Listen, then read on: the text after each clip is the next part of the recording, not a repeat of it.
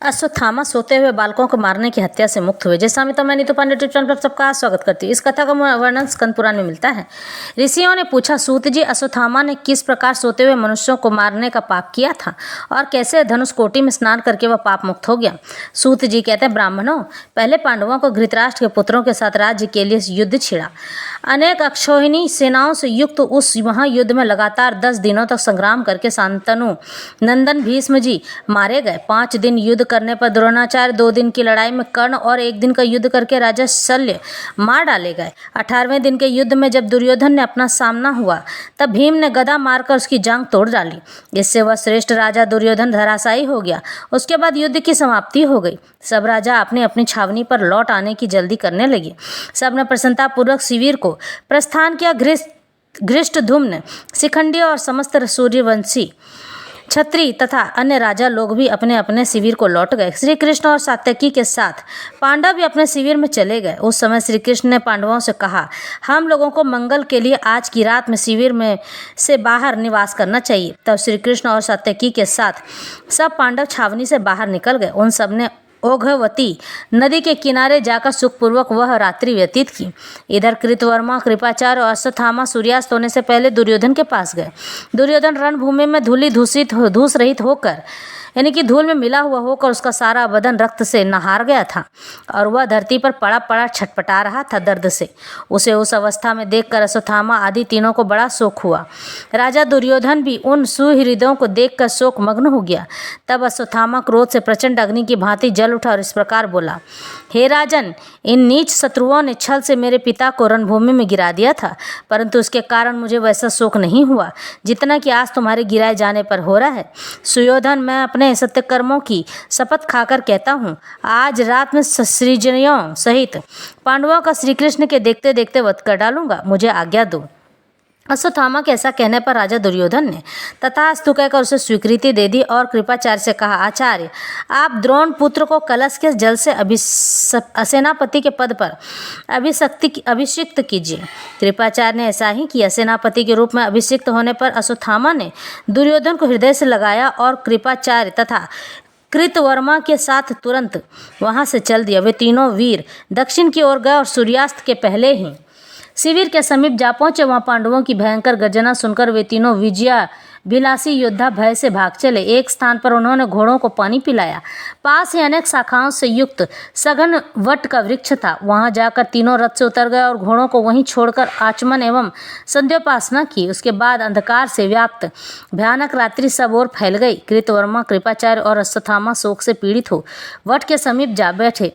कृतवर्मा और कृपाचार्य को तो नींद वहीं आ गई, किंतु क्रोध से कलुषित चित्त होने के कारण अश्वत्थामा को नींद नहीं आ रही थी। वह शोक में डूबा हुआ था। वह सर्प की भांति लंबी सांस खींचता रहा। उसने देखा, इस बरगद पर बहुत से कौवे रहते हैं और सब के सब भिन्न भिन्न शाखाओं पर सुखपूर्वक सो गए हैं। इतने में ही वहां मांस नामक पक्षी आ गया, यानी उल्लू। वह बड़ा भयंकर था। उल्लू बहुत शब्द करके उस वृक्ष में छिप गया और उछल उछल कर सोए हुए कौवों को मारने लगा। थोड़ी ही देर में कौवों के कटे हुए अंगों से उस वृक्ष के सब ओर का भाग आच्छादित हो गया, यानी कि तितर बितर हो गया। इस प्रकार कौवा का अंत करके वह उल्लू बहुत प्रसन्न हुआ। अश्वत्थामा ने उल्लू की वह सारी करतूत रात में देखी। फिर उसने भी मन में वह निश्चय किया कि मैं भी इसी प्रकार रात्रि में सोते हुए शत्रुओं का संहार करूंगा। उसने उल्लू के उस कुकृत्य को अपने लिए उपदेश माना और सोचा, सीधे मार्ग से युद्ध करके मैं पांडवों को जीत नहीं सकूंगा, अतः छल से ही उन्हें मारना चाहिए। ऐसा विचार करके अश्वत्थामा ने सोते हुए कृपाचार्य और कृतवर्मा को जगाया और इस प्रकार कहा, निर्दयी भीम ने राजा दुर्योधन के सिर पर लात मारी है, इसलिए आज रात में पांडवों के शिविर में जाकर हम लोग उन्हें सोते में ही अनेक अस्त्र शस्त्रों से मार डालेंगे। यह सुनकर कृपाचार्य ने कहा, सोते हुओं को मारना इस लोक में धर्म नहीं है। इस कुकर्म का कहीं भी आदर नहीं होता है। इसी प्रकार जो लोग शस्त्र, रथ और घोड़ों को त्याग चुके हैं उनको भी मारना धर्म नहीं है। हम लोग धृतराष्ट्र, पतिव्रता, गांधारी तथा विदुर जी से पूछ लें और वे लोग जैसा कहें वैसा करें। तब अश्वत्थामा बोला, मामा जी, पांडवों ने छल से युद्ध में मेरे पिता को मारा है, उसी प्रकार मैं भी रात में सोते हुए पांडवों का वध करूंगा। ऐसा कहकर अश्वत्थामा घोड़े जुते हुए रथ पर सवार हो क्रोध से जलता हुआ पांडवों की ओर चल दिया। उसके पीछे पीछे कृतवर्मा और कृपाचार्य भी गए। शिविर के द्वार पर पहुंचकर द्रोण पुत्र अश्वत्थामा खड़ा हो गया। उसने रात में ही कृपा निधान महादेव जी की आराधना करके उनसे एक उज्जवल खड्ग प्राप्त कर लिया। उसके बाद कृतवर्मा और कृपाचार्य दोनों को शिविर के द्वार पर ही खड़ा करके वह स्वयं भीतर घुस गया। उस समय द्रोण पुत्र अत्यंत कुपित हो गुस्से से तेज से प्रज्वलित हो रहा था। धीरे धीरे वह धृष्टद्युम्न के शिविर में जा पहुंचा। वहां महायुद्ध से थके हुए धृष्टद्युम्न आदि वीर अपनी सेना के साथ निश्चिंत होकर सो रहे थे। अश्वत्थामा ने उत्तम सैया पर सोते हुए महाबली धृष्टद्युम्न को क्रोधपूर्वक लात मारा।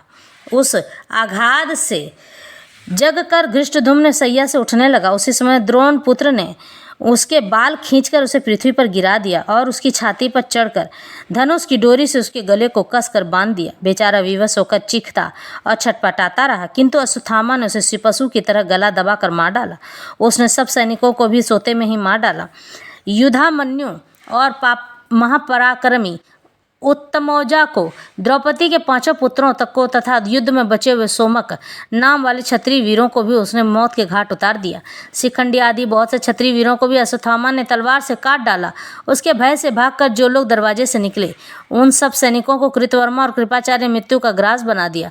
इस प्रकार सारी सेना के मारे जाने पर वह शिविर उसी प्रकार सोना हो गया जैसे प्रलय काल में तीनों लोग शून्य हो जाते हैं। उसके बाद वे तीनों योद्धा पांडवों से भयभीत होकर शीघ्र गति से इधर उधर निकल भागे। अश्वत्थामा नर्मदा के मनोरम तट पर चला गया। वहाँ शस्त्रों वेदवादी ऋषि परस्पर पुण्य कथाएं कहते हुए उत्तम तपस्या में संलग्न हो गए। द्रोणाचार्य का पुत्र उन ऋषियों के आश्रमों में चला गया। उसके प्रवेश करते ही ब्रह्मवादी मुनियों ने योग बल से उसका दुर्चरित्र जान लिया। इस प्रकार कहा, हे द्रोण पुत्र, तू सोते हुए मनुष्यों को मारने वाला पापी अधम ब्राह्मण है। तेरे दर्शन से भी हम लोग निश्चय ही पतित हो जाएंगे।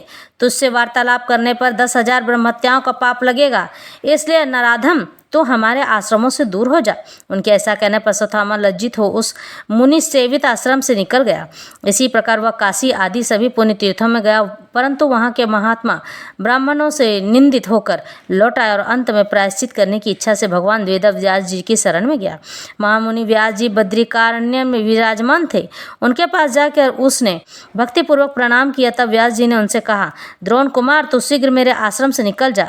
सोते हुओं को मारने के पाप से तू महापातकी हो गया है। तेरे साथ बात करने से भी मुझे महान पाप लगेगा। अश्वत्थामा बोला, भगवान, सबसे निंदित होकर मैं यहाँ आपकी शरण में आया हूँ। यदि आप भी ऐसा ही बात कहते हैं तो दूसरा कौन मुझे शरण देने वाला होगा। हे ब्राह्मण, मुझ पर कृपा तो कीजिए, क्योंकि साधु पुरुष दिनों पर दया करने वाले होते हैं। सोते हुए मनुष्यों को मारने से जो पाप हुआ है उसकी शांति के लिए आप मुझे कोई प्रायश्चित बताइए, कारण कि आप सर्वज्ञ हैं।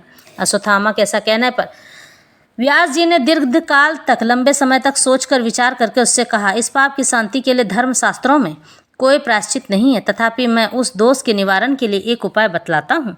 दक्षिण समुद्र के तट पर जो परम पवित्र साम सेतु है वह मोक्ष देने वाला माना गया है। वहीं धनुषकोटि नाम से विख्यात एक महान तीर्थ है जो बड़े बड़े पातकों का नाश करने वाला और मनुष्यों को स्वर्ग एवं मोक्ष देने वाला है। उसमें स्नान करने से ब्रह्म हत्या आदि पाप भी शुद्ध हो जाते हैं। वह पवित्रों में सबसे अधिक पवित्र तथा तीर्थों में सबसे उत्तम है। दुःस्वप्न और नरक के क्लेशों का नाशक तथा पुण्यजनक है।